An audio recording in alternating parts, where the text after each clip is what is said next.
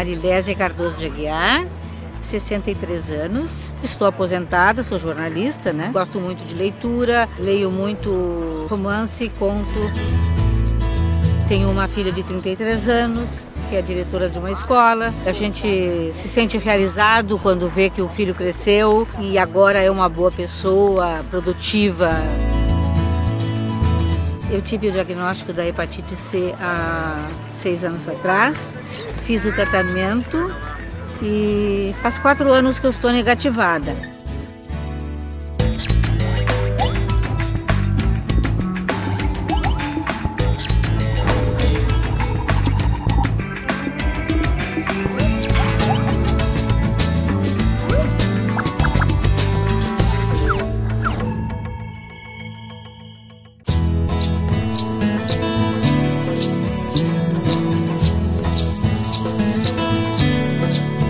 A hepatite é um dos grandes desafios da saúde pública.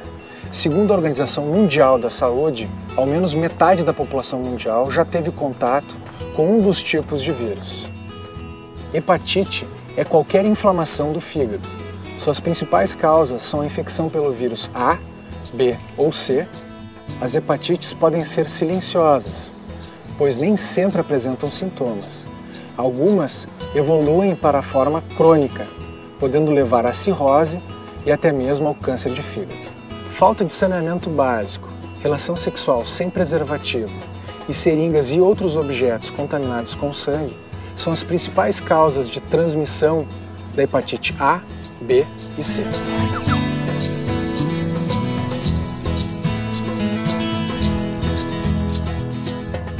Como é que funciona o fígado? Para que ele serve? O fígado, ele existe para nos manter vivos, em primeiro lugar. Sem fígado, não há vida. Mas, de uma maneira assim muito geral, ele serve como um apoio fundamental para questões metabólicas. Ele é no fígado que se sintetizam inúmeras proteínas de coagulação, reserva de metabólica para colesterol, lipídios, armazenamento. Então, são muitas as funções. E uma das mais importantes, sem dúvida alguma, é detoxificar uma série de produtos. O que é a hepatite? Esse sufixo "it", né, significa inflamação. A hepatite nada mais é do que uma inflamação no fígado. Inflamação essa que pode ser decorrente de várias causas. Vários fatores podem desencadear a hepatite. A mais frequentemente lembrada é a questão do vírus. E dentre as hepatites virais, quais são os tipos que a gente tem? Na prática, realmente 5 são os tipos de hepatite que foram bem identificados pelos vírus A, B, C, D e E. Quando é que você descobriu que tinha hepatite C? Eu tinha sintomas assim de vômito e gastrointestinais. Então eu fui a uma gastroenterologista e ela atribuiu a vesícula e tínhamos que fazer cirurgia de vesícula, mas ela pediu um check-up primeiro e apareceu no check-up. Eu abri os envelopes dos resultados dos exames para ler e deu hepatite C reagente. A pessoa entra em contato com o vírus, faz ou não uma doença aguda, que vai curar ou vai evoluir para crônica. Uma vez cronificando, ela pode ficar 20 anos, 30 anos, até mais, completamente inaparente, assintomática, sem nenhuma manifestação clínica, a não ser exames laboratoriais positivos. Pela dosagem que eu tinha de vírus, teria uns 20 anos mais ou menos a minha contaminação, né? Em mais ou menos 20 anos eu tive um acidente de automóvel e fui para o pronto-socorro e lá fui tratada. Na época não se usava seringa descartável. A hepatite C é uma hepatite que evolui lentamente, inexorável, mas lentamente. Então é pouco frequente que se tenha paciente com hepatite C jovem. É uma doença que atinge fundamentalmente adulto. Esse é um dos problemas, é que a gente vai identificar a doença quando ela já está descompensada, quando ela já evoluiu para uma forma bem mais complicada. Para cirrose e mesmo para hepatocarcinoma, que é o câncer do fígado, né? Então, o temor de ter o vírus C é realmente a frequência com que ele vai cronificar. O vírus da hepatite C entra na corrente sanguínea e atinge o fígado. O vírus se multiplica na célula chamada hepatócito. Todo este processo causa uma inflamação hepática, que em 80% dos casos se torna crônica, podendo evoluir para a cirrose.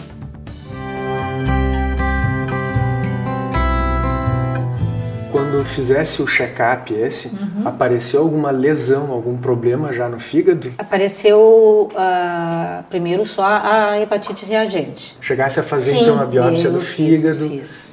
Tá. E aí confirmou que tinha já um processo de fibrose? Fibrose. A diferença da hepatite B para C, ela é a infectividade. O vírus B ele costuma ter uma infectividade maior do que o vírus C. Tá?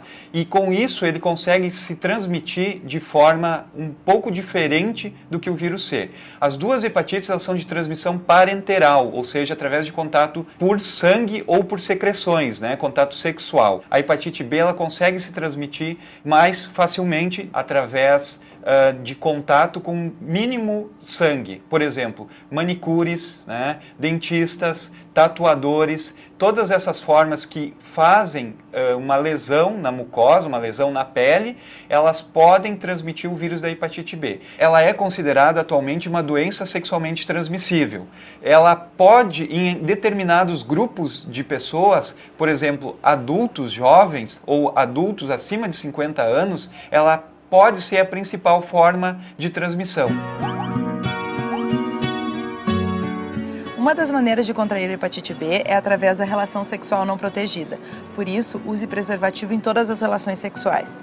Era uma doença completamente desconhecida, eu não sabia que ela existia. Eu sabia que existia a hepatite B só, né? Sim. E eu tinha muito medo de contágio, de coisas assim, pela minha filha, né? A C, ela exige um contato maior com o sangue, ou seja, precisa ter uma ruptura de ou mucosa ou pele. A principal forma de transmissão da hepatite C atualmente é dentro de hospitais, através de endoscopias, artroscopias, procedimentos invasivos, né? Procedimentos em que há contato com sangue. Eu não sabia o que era C, o que era B, o que era A, né? Eu não tinha a certeza dessa gravidade.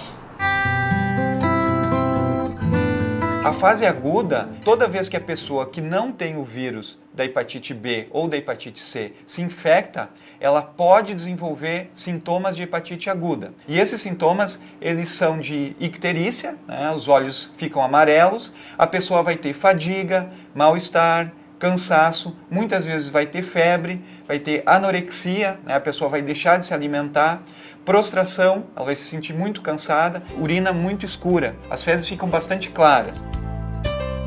Sentia alguma coisa com relação à hepatite? Não, sintoma nenhum de fígado. Eu tinha, era uma preguiça, como é que eu vou dizer? A gente poderia dizer então um cansaço. É um cansaço crônico. As pessoas não sabem que tem hepatite. São portadoras e não sabem. E uma vez que a hepatite cronifica, seja ela B ou C, quais são os estágios da doença? Em primeiro lugar, entra em contato com o vírus, faz ou não uma doença aguda, que vai curar ou vai evoluir para crônica. Dificilmente se diagnostica hepatite C aguda. E é variável, são aí manifestações da doença crônica de fígado. E aspectos de nutrição, aspectos de icterícia, e seria fundamentalmente isso. Problemas de coagulação. Sem dúvida, porque um dos aspectos mais interessantes do fígado é, sem dúvida, a síntese de toda a cascata da coagulação.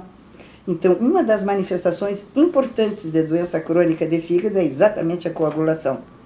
Então, nas doenças, nas hepatopatias crônicas, né? Então, são crescentemente alterações, até que se desenvolve o fígado cirrótico. É um fígado duro, daí o nome, cirrus duro, é um fígado duro, é um fígado irregular. hepatite A é a hepatite que mais causa sintomas. Eles são idênticos aos sintomas da hepatite B e C agudos. Não há como diferenciar, através dos sintomas, qual hepatite que o paciente apresenta. Somente através do exame de sangue é que vai ser possível descobrir. A hepatite A, ela causa uma doença autolimitada, como um resfriado, como uma gripe. A pessoa vai ter sintomas durante algumas semanas e vai se recuperar. Em pessoas debilitadas, em pessoas com mais idade, a hepatite A ela pode causar um quadro de insuficiência hepática, mas normalmente o curso é benigno. É muito raro um quadro de hepatite A fulminante em jovens ou em adultos jovens. O tratamento da hepatite A basicamente é repouso. Não existe um remédio específico para combater o vírus da hepatite A. Com relação à imunidade, a hepatite A, uma vez que a pessoa desenvolveu um quadro de hepatite, ele pode ser sintomático ou não, os exames de sangue vão mostrar isso, a pessoa está protegida para o resto da vida. Ela não vai desenvolver um segundo quadro de hepatite A. A disseminação da hepatite A está diretamente relacionada ao nível socioeconômico e ao grau de higiene e saneamento básico da população. Regiões menos assistidas são as mais expostas à hepatite A e as crianças são as mais frequentemente infectadas. Não deixe seu filho em contato com água não tratada ou com esgoto a céu aberto. Lave bem os alimentos antes de consumi-los e procure lavar frequentemente as mãos. Essas são medidas simples que evitam a contaminação por hepatite A.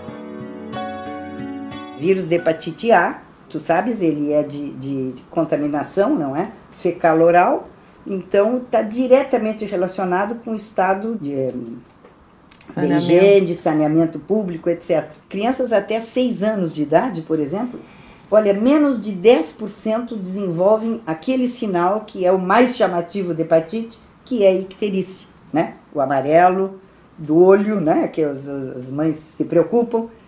Então, raramente icterícia em criança. Em compensação, se a hepatite A atinge um indivíduo com mais de 30 anos, a icterícia passa a ser 30%, 40%. E quanto mais idoso, vamos dizer, a pessoa, mais avançado no tempo, mais grave é a hepatite A. A hepatite A é uma hepatite que nós chamamos autolimitada. Não requer tratamento e, fundamentalmente, a importância, não cronifica. Tem horas assim que tu tem vontade de chorar e dizer assim, eu não quero mais isso. Mas não podia não querer, tinha que continuar, né?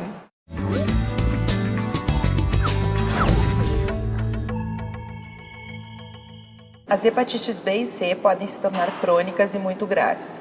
Usar camisinha em todas as relações sexuais e não compartilhar objetos cortantes como seringas e alicates de unha evitam o contágio pelo vírus. Você sabe como evitar a hepatite? A hepatite é uma doença que ataca principalmente o fígado, com consequências muito sérias e graves para a pessoa. Hepatite é uma doença transmitida por vírus, né? Tem um filho que teve hepatite. A hepatite, ela é transmitida através de, ou pode ser por transfusão de sangue. Tem mais de um tipo, né? Tem uma que é contagiosa e outra que não. O conhecido meu, ela teve que parar de beber, né? Teve que evitar o álcool. Repouso, porque o fígado ficava gelatinoso, ele era criança, era bem difícil.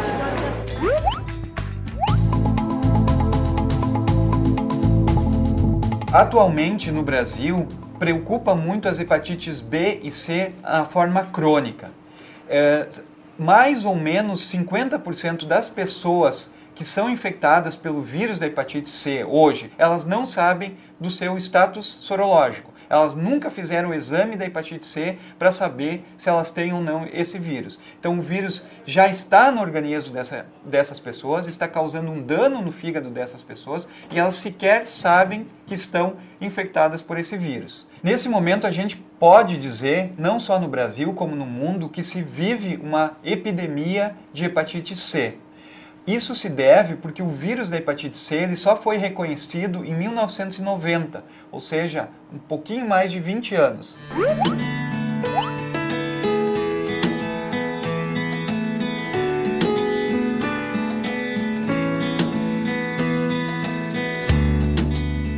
Até 1993, o vírus da hepatite C não era identificado. Portanto, quem recebeu sangue nessa época pode ter sido contaminado. Hoje, doar e receber sangue são procedimentos seguros. Caso você tenha recebido transfusão nesse período, procure um médico para descartar que tenha sido contaminado por hepatite C. Como é que foi o seu tratamento? Eu tratei como é que começou com o interferon alfa, tomava as injeções nas segundas, não chegasse a usar o Pegilade? Não, o Ministério negou, a Secretaria negou. Quando eu li a respeito, o médico me informou e tudo mais, eu soube que teria que então pedir a medicação para o Ministério da Saúde. Meu médico pediu o interferon Pegilade. No seguinte sentido, de que eu tenho o direito de ter o melhor tratamento que existe. E o interferon Pegilado dá mais possibilidade de cura do que o outro. E negaram. Aí o médico fez um segundo pedido, aceitando o alfa. Porque a gente sabe que o Pegilado tem maior chance. Tem uma maior chance. Segundas, quartas e sextas eu tomava a injeção, mas eu não me aplicava, eu não tinha essa coragem. Eu ia ao posto de saúde, levava a injeção num copinho com gelo e eles lá me aplicavam. E quanto tempo de tratamento que foi? 6 meses, foi de setembro a março. Foi uma maratona, então, foi bem puxado. Foi. Com relação ao tratamento da hepatite C, a gente dispõe, pelo Ministério da Saúde, nesse momento, de 2 interferons, o interferon convencional e o interferon Pegilado, sendo que com essa mudança do consenso que ocorreu agora, no dia 18 de julho de 2011, há uma tendência a se utilizar muito mais o interferon Pegilado do que o interferon convencional. Junto com o tratamento do interferon, seja ele na forma Pegilado ou na forma convencional, se utiliza um medicamento oral chamado ribavirina. São comprimidos que eles vão ser individualizados conforme o peso do paciente, entre 4 ou 5 comprimidos diários. Como é que era depois de aplicar a injeção? Eu deixava para fazer sempre mais no final da tarde, porque eu continuei trabalhando. Eu não tirei licença de saúde. E isso me ajudou bastante a me curar, porque assim, eu fazia do meu trabalho o impulso que eu precisava para sair da cama de manhã. Mas e o que é tão difícil que faz tantas pessoas desistirem do tratamento? Eu acho que essa depressão que a gente sente, esse desânimo, essa fadiga crônica. E um tratamento extremamente extenuante, tendo que fazer exames diários, injeções frequentes, tendo que decidir se vai tomar ou não o remédio. Isso tudo leva muito os nervos à flor da pele, né? Isso é um efeito secundário, já bem descrito, do interferon. Que é a gente já fica preparada para isso. Quando a gente vai fazer a entrevista com a assistente social, ela já explica que vai acontecer isso, assim, que a gente procure controlar um pouco e tal. Com relação às hepatites crônicas, a gente diz que a hepatite C ela é possível de cura. A hepatite B, a gente não consegue eliminar o vírus do organismo. Ou seja, se a pessoa tem hepatite B crônica, o tratamento ele vai evitar com que a pessoa desenvolva as formas mais graves da doença, cirrose e hepatocarcinoma. Mas curar o vírus ou eliminar completamente o vírus B do organismo é muito difícil com os medicamentos que a gente dispõe agora. O vírus da hepatite B ele pode ser categorizado, ele pode ser individualizado em 4 categorias principais. Conforme a categoria que a pessoa se encontra, ela vai necessitar de tratamento ou não. Para o tratamento da hepatite B, existem disponíveis 2 medicamentos injetáveis e 5 medicamentos orais, comprimidos. Cada medicamento ele tem alguma particularidade e ele vai ser individualizado conforme o caso clínico do paciente. A contaminação neonatal pela hepatite B costuma ser muito grave, por isso o recém-nascido deve ser vacinado. São 3 doses. A primeira ao nascer, a segunda com 30 dias de vida e a terceira aos 6 meses. A vacina é oferecida pelo SUS. A hepatite B, ela pode ser tratada mesmo durante a gestação, desde que a pessoa precise de tratamento. Se essa pessoa não precisa de tratamento, ela pode esperar o nascimento do filho e depois continuar o acompanhamento. No momento do parto, o bebê vai receber vacina para hepatite B e imunoglobulina para hepatite B. E isso vai evitar com que esse bebê se infecte, porque no momento do parto ele foi exposto ao sangue da mãe. Quem tem o vírus da hepatite C não necessariamente tem a hepatite, mas tem que se abster de álcool. Eu aprendi a não beber ali naquela situação, né? Tomava só sucos e coisas assim, quanto mais naturais, melhor. O álcool, ele acelera a progressão da doença. Como são doenças crônicas, doenças que depois de um determinado período de tempo elas vão levar à cirrose ou a hepatocarcinoma, as pessoas que, além de estarem infectadas pelos vírus da hepatite B e C, consumirem álcool de forma contínua ou consumirem álcool eventualmente, todo o consumo de álcool ele vai causar uma inflamação no fígado. E essa inflamação ela vai acelerar a doença. Tem horas assim que tu tem vontade de chorar e dizer assim, eu não quero mais isso. Mas não podia não querer, tinha que continuar, né? Fechar o E de onde é que tirava essa força toda? Eu não sei, acho que de mim mesma, sabe? Porque eu tive 3 amigas que me apoiaram. E só. Ela me levou para a ONG a muito custo. Eu fui. E as reuniões na ONG me ajudaram bastante, porque lá todo mundo era igual. Quando as pessoas se deparam com a informação de que são portadoras, o impacto é considerável, né? Muito mais pela desinformação do que por qualquer outra coisa. Então o papel dos grupos de apoio é exatamente esse, dar esse acolhimento com a informação. Então a primeira questão é assim, tu és um privilegiado, tomaste conhecimento, tu tens o vírus, tu vai poder te cuidar. De uma maneira assim muito geral, eu te diria que 70%, 80% se consegue o que nós perseguimos sempre, que é a resposta viral sustentada. Resposta viral sustentada é tratar o indivíduo, ao terminar o tratamento, por exemplo, 6 meses, fazer um teste laboratorial de quantificação, qualificação de se existe o vírus ou não. Se for negativo, ainda assim nós não nos damos por satisfeitos. Ficamos durante meses acompanhando e 6 meses depois fazemos novo teste. Se esse segundo teste, depois de interromper o tratamento, for negativo, nós dizemos que é uma resposta viral que se sustentou mesmo sem... E aí o indivíduo nós consideramos curado. Quando eu busquei o resultado e eu abri, logicamente, e vi que estava negativado o vírus, eu me arrumei como se fosse para uma festa e fui para o consultório do médico. Eu disse assim, meu anjo da guarda, nós vencemos, e nos abraçamos. Foi muito bonito. Mandei fazer uma faixa escrito hepatite C, eu venci. E levantei os braços e tirei uma fotografia ali junto com a faixa. Muito vitoriosa eu me sentia, como se eu tivesse feito um vestibular da vida, assim, e tivesse passado no vestibular da vida. Existe sempre a tentativa de negativar o vírus com a medicação, de forma a evitar o transplante, que é um procedimento muito mais complexo e que envolve muito mais riscos e sem a certeza de um resultado positivo. Nós só indicamos, por exemplo, transplante quando houve uma evolução para a cirrose e para uma cirrose que descompensou. Até porque transplante de pessoas com hepatite, frequentemente não se consegue que ela se livre do vírus. O vírus não fica só no fígado. A gente troca o fígado no transplante. Mas em relação ao vírus C, existem outros locais do corpo onde o vírus se aloja. A pele de quem tem hepatite fica amarelada? A pele de quem tem hepatite fica amarela quando ela desenvolve icterícia. Mas pode haver hepatite sem icterícia. Quem tem a doença deve usar talheres, copos e pratos separados?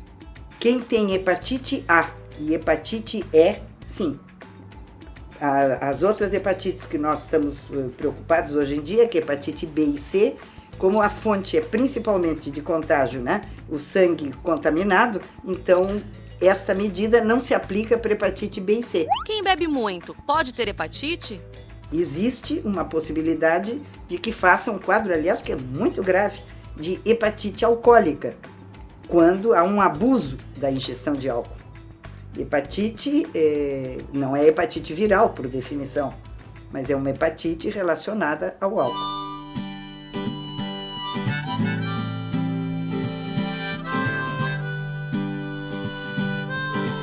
Eu acho que ser saudável é a gente estar bem física e mentalmente e bem consigo e com a natureza. Perdeu algum de nossos programas? Ele pode ser visto na internet. Visite nosso site www.tvbrasil.org.br/ser saudável.